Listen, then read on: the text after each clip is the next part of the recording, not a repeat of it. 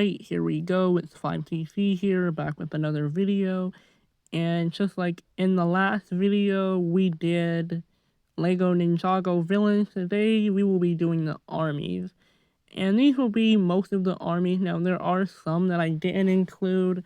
Like in Dragon's Rising, we saw like those new skeletons. We haven't really seen too much of them in the show, only like in a couple episodes. But I didn't really find it important to add them. So, and there's also like the different craglings, the different rock monsters, and those like little lava ball monsters we saw in Dragon's Rising. We haven't really seen too much of them in the show. Now, while we do have some episodes with them, I just didn't add them. I didn't really find a lot of images of them online. So these are gonna be like the main villain armies. And as you see here, we have 22 images. And if any of you want to add some or remove some from the list, then just make sure to go down. My name is Revivals because my old YouTube name was Revivals. I don't use that name anymore, but I don't think I can change my tier maker name. So yeah, these are all the tier names that we have. So without further ado, let's get started. And this was only really considering how much I like the army.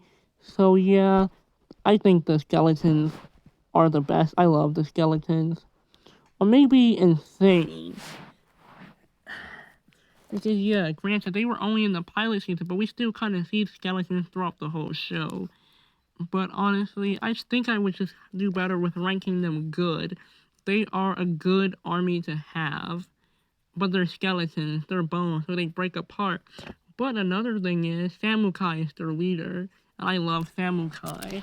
But putting him aside, I do think they're pretty good villain armies. So, yeah, Serpentine, they're insane. Now, there are different types of Serpentine, and this is only including the 4 main Serpentine. This isn't including the Anaconda, which I have a different list. This is including the Venomari, the Constricti, the Fangpires, and the Hypnobrai. So, yeah, I mean, there are 4 Serpentine generals. We have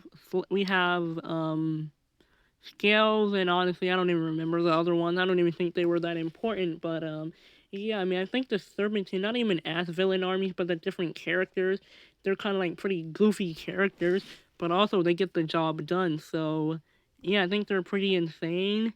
Now, this was in Season 1 of Ninjago, and the skeletons, their skeletons are called the Skulkin Army, and the Serpentine are just called the Serpentine. But next up for Season 2, we have the Stone Army.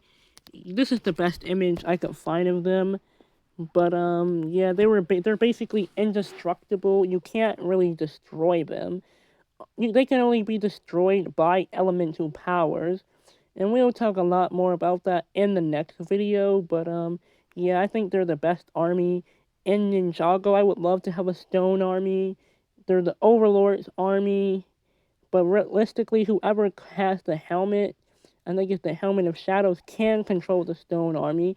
That's kind of like the whole lore in the show. If you have the helmet, then you can control the army. And I kind of like that whenever Dareth has the helmet, he just uses it to go after Kozu, because Kozu isn't controlled by the helmet.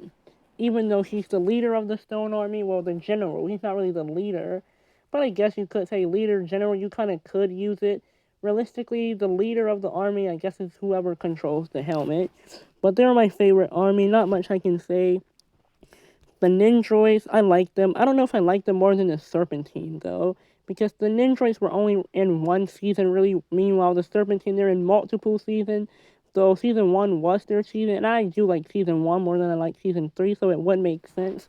But the Ninjroids are pretty good in concept, because, you know, Zane is a Ninjroid, basically a robot ninja, or ninja android. And, yeah, the whole technology aspect, I really, really like the Ninjroids. I wish they were in a better season than Season 3, or I wish Season 3 was just a better season overall, but I like the Ninjroids, they're pretty good characters. So, yeah, that's why they're so high up. The Anaconda cultists, I'll say they're okay.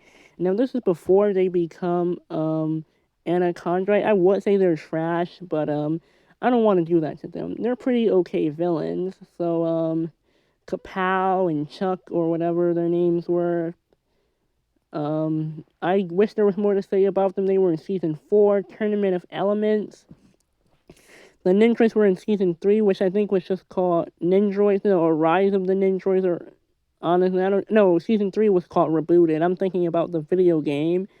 And yeah, the Anaconda, I'd say they're pretty good. I want to say they're better than the Skeletons, but they were only really in like 3 or maybe like 2 or 3 episodes. And yeah, I did like it when the Anaconda cultists became actual Anaconda. That was pretty good. Granted, this screenshot is not from the Anaconda cultist. This screenshot is from the Serpentine War, but there wasn't really any better images I could find on Google. Next up, the Ghosts. I'd say they're pretty insane. Again, I want to say they're better than the Serpentine, and realistically, I do think they are better than them. I'm not going to say they're the best, because Season 5 is my favorite season, but the Ghosts aren't my favorite villain armies. But yeah, they basically can possess something and control it. And I think that's so cool because, like, if you're a ghost, no elemental power can destroy you. Now, granted, you combine fire and ice, you make water. But in Ninjago, the water is really the only thing that can destroy them, and arrow blades. But arrow blades are forged by deep stone, and deep stone is basically, and deep stone is found in the ocean. So, but yeah, you would really either need an arrow blade or water to defeat them. But yeah, that makes them pretty insane. And for that, I do say they're better than the Serpentine. Granted, they aren't my favorite, but next up we have the Sky Pirates. I'd say they're pretty okay. I kind of liked in season 6 though when they all just turned against Nauticon, but like for the main Sky Pirates, we had Dogshanks, which is like this. We also had Clancy. We had the balloon. We had this guy's name with the mustache. I forgot his name, but yeah, they were pretty okay. I don't really like season 6 all that much, but yeah, they're okay, I guess. Next up, we have the Vermilions. I'm gonna say they're good. I don't think they're better than the Anaconda, but you basically can't kill the Vermilion. They're basically these snakes, and then like every time you defeat them, they'll just form back together, which is kind of funny. They were the villains of season 7, which was Hands of Time. Next up, we have season 8, Sons of Garmadon. Not to get confused with Lloyd, because he's a literal son of Garmadon. Season 8 was literally called the Sons of Garmadon. They were basically this biker gang. Honestly, I think they're trash. I love season 8 though, but it's not for the villain armies, but for the actual villain. Granted, in that video, I did kind of put Ultraviolet and Kilo at the bottom, but I like the story. I like Garmadon, I like Harumi, I did like Mr. E. But I mean, I think as a villain army, they wouldn't really do much for me. Now, Ninjago, they have had like many types of like villain armies. They've had the Anaconda cultists, they've had the Sky Pirates. Granted, there were some kind of weird looking Sky Pirates, but they were still human. I don't really care for the Sons of Garmin. I do think they are pretty. I do like the season. I like how they are in the show, but if I was to control a villain army, I would not control them. And I'm not really ranking it off the season. I'm ranking it off their abilities and the stuff they do. And to be honest, I don't really think they're that reliable. Now, season 9, Hunted, Dragon Hunters, they're okay. Maybe I kind of do like them. Season 9, I do have to rewatch Season 9 again. I think I have to rewatch a lot of Ninjago again to kind of like refresh my mind. The Dragon Hunters, their whole thing is that they're basically hunting down dragons, and they basically use dragons for food or materials or whatever because they don't like dragons, because I think it's something like the Oni tails or whatever.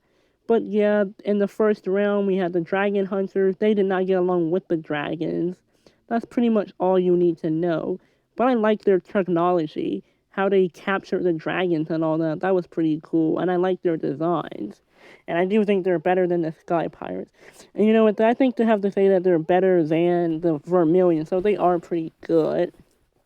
Now, even though we didn't really see too much of the Anaconda, they are pretty strong because even with all the elemental masters fighting them at once, they were still pretty strong.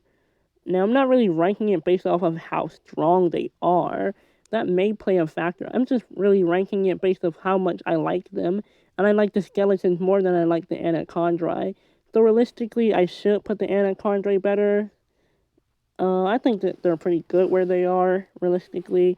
Next up, we have the Oni. I'm just gonna say they're below trash, and that's just the execution of them. They were kind of supposed to be like the final boss of Ninjago season 10, March of the Oni.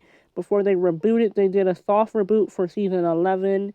But to be honest, the Oni didn't really do much. They were kind of powerful in the first two episodes, but after that, they didn't really do much. And I do want to make them higher, but I can't. Next up for season 11, part 1, which, season 11, Secrets of Forbidden Spinjitzu. The Pyro Vipers, I'm going to say they're trash, but I like them more than the Sons of Garmadon. Aspira is a pretty bad villain, although I did kind of give her a pretty good ranking.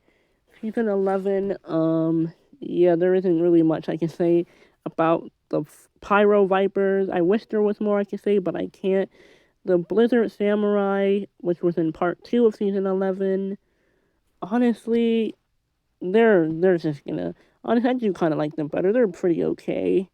Even though I like part 1 better, I do like the Blizzard Samurai more than I like the Fire Snakes or whatever they were called. Next up, season 12, we have the Red Visors. They were in Prime Empire. I'd say they're pretty okay. They're really just these AI robots, so like they're programmed to go after the ninja, but they're pretty alright. I don't know if I like them more than the cultists because the cultists are kind of, more OG. Um, but next up we have now these next three that I have, they weren't really villain armies, but I mean they were armies, and I know these are supposed to be villain armies. They weren't really villains, but we have the geckos, the months, and the island keepers. These two aren't really villains, so I know I do like them, but I'm really ranking it off of. But I'm gonna say these two are okay.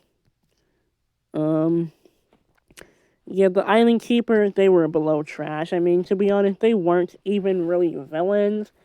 They were just kind of advertised as the villains for this season, but I mean, some strange people try to come onto your island. You're not gonna have any problems with them. That's pretty much why.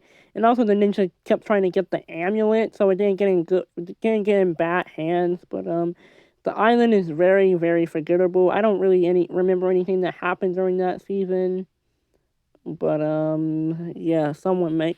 Now this is an image I actually found off of Google. This is for the Hydro Vipers, not the Fire Vipers, but the Hydro Vipers for season 15, which was Seabound. And they didn't really do much. I'm just gonna say below trash. I don't really want Hydro Vipers as an army. Granted, I do kind of like their minifigures, but season 15 is kind of forgettable for me. I used to love season 15 Seabound when it came out, but nowadays I don't really care for it. But next up we have the Vengestone Army, best. I don't like them more than the Stone Army though. Now season 15, for all the hate it gets, and rightfully so, they had some pretty good villains. Well, not villains. The villains were trash. The Council of Crystal King was trash. But the Vengestone Army, the ninja had to upgrade their suits and their vehicles to even fight these guys. And even that was still kind of tough. Because it's Vengestone, the thing that blocked the ninja's powers. So that's pretty much my reasoning for giving it up there. Now the next two are the last two, and these were from Dragons Rising. This was for season 1 in both parts. I like the Imperial Claw Hunters. I'd say they're pretty insane villains, probably some of my favorite villains. Yeah, I know. I'm putting them above the Ghost. Honestly, I think they're right. I do think they're better than the Serpentine. I wish we saw more of them in this season, though. Actually, we saw a lot of them, never mind. Yeah, I love the Imperial Claw Hunters. They're some pretty cool villains. I am putting the Ghost higher. Maybe I should put these a little higher. I mean, we can use them interchangeably. But last but not least, we have the Wolf Mask Warriors. I'm gonna say they're good. I mean, we don't really know anything about them in the show. Now, I'm pretty sure, the co-creator, not the co-creator, but the writer, Doc White, has said something about it on Twitter or Blue Sky. I don't really keep up with that stuff. I'd have to see some video to watch it to learn something about. Like I don't use Twitter or Blue Sky, but in terms of the actual show, I don't really like them. I like the Imperial Claw Hunters way more. And now they were in part two. Like they kind of like whenever like Ross like he would have the bong like the hammer. Oh, I forgot what it was called. Like they would basically turn red and purple, and they would basically be under the effects of shatter spin. But even during that, that only happened one time in part two, season two. One time. I just can't really justify putting them any higher. But anyways, guys, that was it for this video. Ranking all of the villain armies. And yeah, the Stone Army, they are my favorite army. The Vengestone Army, I didn't actually expect them to get this high up. But actually, I think I'm going to have to do it like this. Yeah, I think this is pretty fair. The Stone Army, then the Imperial Claw Hunters, then the Ghost, and then the Serpentine. Because the Serpentine, they're just way more iconic than the Vengestone Warriors. And the Ninjas are kind of iconic as well. But maybe I should put this right here, because I do kind of like them better. I'm just making some final alterations, but overall I think this is a pretty solid list. And yeah, I hope you guys enjoyed the video. Make sure to like, subscribe, comment, and all that good stuff. And yeah. Oh, I forgot to pause.